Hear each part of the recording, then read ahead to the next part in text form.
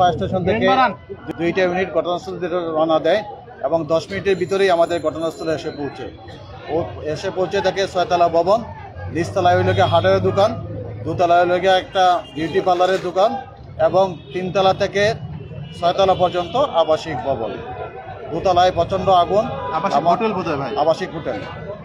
দোতলায় আপনার প্রচণ্ড আগুন এবং প্রচণ্ড ধোঁয়া, সাথে সাথে আমাদের 2টা ইউনিট কাজ শুরু করে এবং তাকে সাহায্য করার জন্য আমরা তেজগাঁও থেকে 2টা ইউনিট পাঠাই।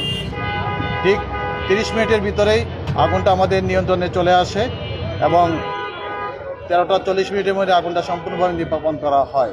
দেশ জুড়ে তোলপাড় ওয়ালটন ফ্রিজ কিনে আপনিও হয়ে যেতে পারেন মিলেনিয়ার। প্রচণ্ড ধোঁয়ার কারণে উপরে ধোঁয়াগুলো উঠে যায়। আমরা চিলিকুটায় আমরা 3 জন লোককে আমরা আহত এবং মৃত অবস্থায় পাই এবং একজনকে বাথরুমে অবস্থা পাই। চিলিকুটার যে দরজাটা ছিল সেই দরজাটা বন্ধ ছিল ছাদে যাওয়ার জন্য। অর্থাৎ প্রচণ্ড ধোঁয়ার কারণে এই আবাসিক হোটেলের ভিতরে যারা ছিল তারা বাঁচার জন্য উপরের দিকে উঠে গেছিল, কিন্তু উপরে উঠতে গিয়ে যখন দেখছে যে ছাদের যে দরজাটা বন্ধ অবস্থায় আছে, যার কারণে তারা আর বের হইতে পারে নাই, যার কারণে সাফোকেশনের কারণে ধোঁয়ার কারণে লোকগুলো মারা যায়। আমরা 4 জনকে মৃত অবস্থায় উদ্ধার করি এবং পুলিশের কাছে হ্যান্ডওভার করি।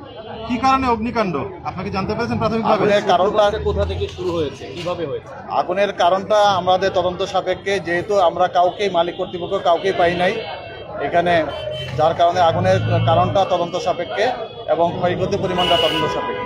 কমিটি কি গঠন করা হয়েছে? না, কমিটি গঠন করা হবে। আহত আছে কিনা কেউ? 2 জনকে আহত অবস্থায় আমরা উদ্ধার করি।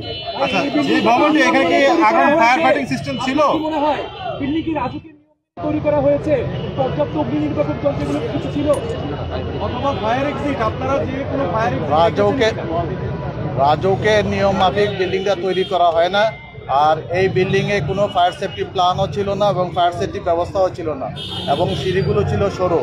3 ফিট থেকে 3 ফিটের মতো একটা সিঁড়ি ছিল, এই সিঁড়িতে উপরে উঠতে ছিল এবং সিঁড়ির পাশে যে জানালাগুলো ছিল জানালাগুলো কাঁচ দিয়ে বন্ধ করা ছিল।